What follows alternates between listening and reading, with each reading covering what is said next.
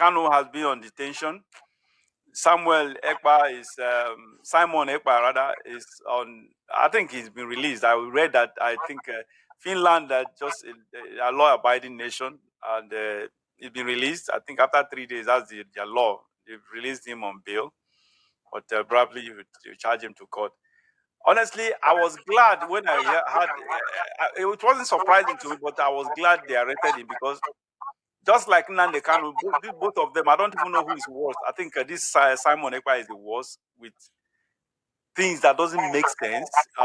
His agitation, some kind of agitation that doesn't make sense. Nnamdi Kanu, the same thing. Like I said, honestly, I am a supporter of Biafra nation. Probably Nigeria divide and probably give Biafra there because that is, I don't believe that Nigeria as a nation, Britain actually, they married us. They married us, even though we were the three regions or everyone in the marriage,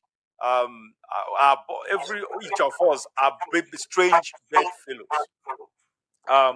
We have different ideologies, different beliefs, different focus, different expectations and dispositions.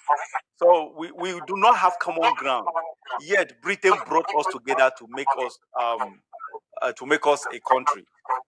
That is a that marriage is just, it was marriage of convenience, and that marriage, usually when you marry on convenience, everybody knows, for those of us who are married, you know what I'm talking about. If you marry on convenience, honestly, that marriage will not. Some of us, our marriage have stood the test of time because we did not marry on convenience basis. But go and ask those people who married on convenience; they will tell you, marriage of convenience is it's a marriage that will never last long. The marriage that has a time ticking on it. That is just the reality, and that is what Nigeria is. So I don't mind. I'm open to that. I'm not supportive of Biafra doggedly. I'm open to it. I'm open to that discussion. That is just it. But not with the way Nnamdi Kanu and this Simon Ekpa is going about it. These two people are the wrong messengers. The wrongest of the messengers. They are not, both of them are not making sense. And even the Kanu said, I don't care even if he wants to rot in jail there. I don't care because he wasn't making sense. I remember when if you're agitating for something, you don't do it in a way that you create more division in the country. You are agitating for a nation, yet you criticize other religions, you criticize other cultures, other traditions, and call them names, and this disrespect their way of life or whatever. I don't even want to go into the details because you just distract from the main thing, the core thing, a sort of. You cause enmity instead of actually making your case of the reason why Biafran nation should be allowed to go on its own. What I expected from any agitator is objectivity. You have to be objective, a sort of. So, but these two guys, Simon Ekpa, that man, the more if he steps Nigeria, if Nigeria is able to extradite him to Nigeria, that guy's life is gone. It's gone, and rightfully so. Nnamdi Kanu, if they like the release of it, in my own opinion, say let him even rot there because he deserves it. Because some of these guys, I don't understand what they are doing, honestly. Barrister, sorry, this is a bit long. My comments a bit long. My question is this. What is your opinion about these two messengers? That is one. Secondly, what do you think that Finland government will do? Do you think that Finland government will actually extradite Simon Ekpa? Well, first, my opinion on the two, Kanu and Ekpa. From day one, I never took Kanu seriously. Unfortunately, he gained support of a lot of people in the southeast. His language, the way he talks, has always been repulsive, abusive. I did not show maturity. Yeah. It did not show the kind of person that reasonable people should follow. But Nigerians are no longer reasonable. And situation has come to such a way that anybody who comes out to shout, they will follow. So I was surprised that Kanu had the kind of following that he has in the southeast. From the way he vocalized his opinions, if that alone will put me off. That alone will put people off. Coming to Ekpa and his arrest in Finland, a lot of people here are jubilant, but they should be cautious. He's arrested for actions under Finnish law. He is not arrested as a result of a request from Nigeria. So the issue of extradition does not even come in. First of all, Nigeria and Finland do not have a bilateral treaty to extradite each other's citizens. Even where that treaty exists, you must know that, for instance, the European Union, they are against what is called death penalty. And it is their policy not to extradite any of their citizens to a country where the court can sentence somebody to death. They will not. It's their law. So people who are jubilant here expecting Ekpa to be extradited to Nigeria should be cautious. I don't think anything like that is going to happen now or in the near future. And don't forget, this man has obtained the citizenship of Finland. Yeah, he's a citizen. He is currently engaged in their politics. Yeah. He won election now. I think council election. Yes, so he's currently engaged in and somebody said he even served in their military. Oh, really? So you see the level he has gone there. So when he is arrested on some terrorism charges which have not been made public, the exact nature of those charges have not been made public. They just say charges relating to terrorism. So Nigerians should not be too jubilant, because I foresee that sooner or later he will be back to his usual escapades in Finland, safe in the knowledge that he cannot be brought to Nigeria. And secondly, he has learned from the mistake of Kanu. Kanu was lured and then grabbed or kidnapped in Kenya to be brought to Nigeria. They promised him a multi-million-dollar contract. Discussion come later, and he left and now came to Kenya, not knowing that it was a trap by Nigerian government, apparently in collaboration with the Kenya government. The Kenya government must have been in the know of that. So Ekpa has learned from that the government of Nigeria will not stop at anything until they bring him. So he is going to be cautious. So I do not see him being brought to Nigeria anytime soon. But the continuous protest of Nigerians, the Nigerian government to Finland, will eventually make the Finnish government to temper his activities, not to bring him back, but to try to limit and temper his activities to a manageable level. That is what I think will happen going forward.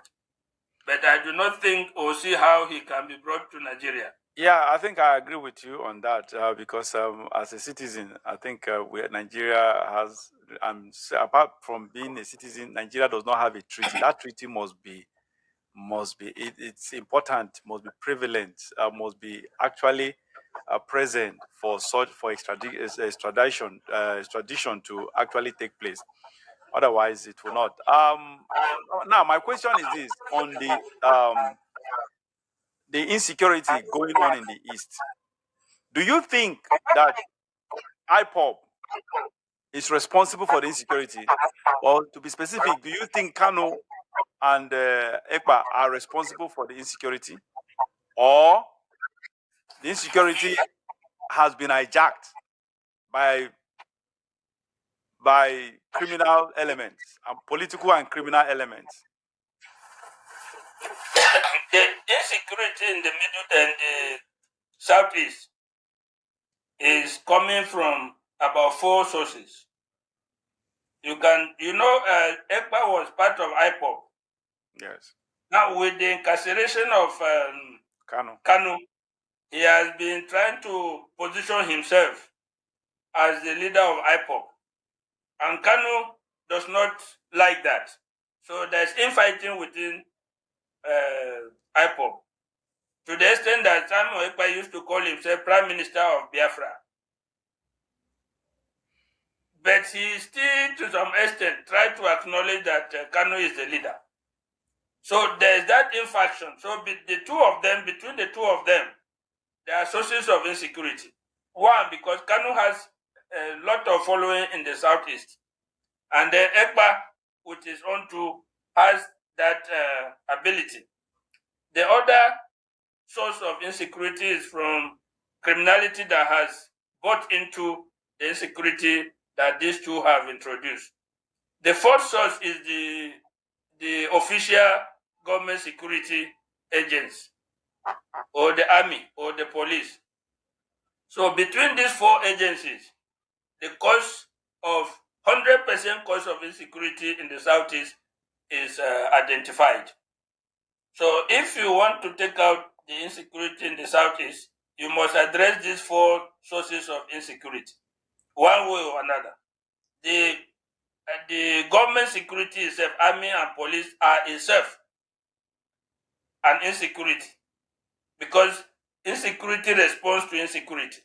When they go like the army, when the army goes and conducts massive raids and shootings and killings, sometimes a lot of innocent people are caught in the crossfire, sometimes deliberately, sometimes mistakenly. So they too are a source of insecurity in that place. By doing this, you are causing insecurity by shooting randomly, by raiding randomly, by arresting people randomly. That itself is a source of insecurity. So between these 4 branches, the solution to the southeast must be found. Yeah, I think I liken the insecurity in the southeast as I liken it to Boko Haram. We all know the story of how Boko Haram started and how it evolved, and it has evolved to what it is today. So Boko Haram of 5-10 years ago is not the Boko Haram of today. Boko Haram of 10 years when it started was not the Boko Haram of 2 years after it started, and was not the same Boko Haram of 3 years after it started, or 4 years. In fact, it kept metamorphosing from one point to the other. And today, we just have a different thing entirely that has gone international. So unfortunately, fortunately rather, the IPOB has not spread that wide, and probably just limited to certain area in the east. Luckily so, we are still lucky to still see it that way, and we pray that it doesn't. We just pray that somewhere the government should nip it in the bud, because that thing is making life unbearable. Up to now, I think they are still observing this Monday public holidays or holiday on Mondays. every Monday of the week. That is ridiculous. That is just unbearable and unacceptable. Honestly, I do not see Ekpa and Nnamdi Kanu of today's southeast insecurity. I do not see the hand of Ekpa and Kanu in it. They played that role. They were the foundation of the insecurity. But honestly, today, I don't think that detractors have hijacked it, just like they did with Boko Haram. That is just the reality. Boko Haram people who started it don't even, probably some of them are dead, and some of them are just living their life somewhere else. They're not even part of the Boko Haram now anymore. The same thing is happening with the IPOB. IPOB people are just seeing that name to perpetrate evil. But the truth is, politicians are involved in it. Security agents are involved in it. Criminals are involved in it. So honestly, it has gone far beyond Kanu and Ekpa. That's just the truth. In fact, putting it on Ekpa, especially this Simon Ekpa, is just glorifying him, unduly glorifying him. He does not have such power. I don't see him as someone that has such influence influence. I don't see, for God's sake, what the hell? I don't know. That guy is just a citizen and a civil. As far as I'm concerned, I see him as a public servant. Yeah, it's not that wealthy. Based on what I have read about him, he's not that wealthy, for God's sake. If he were wealthy, he wouldn't be in politics doing all those stuff or whatever, contesting for council chairmanship or council member.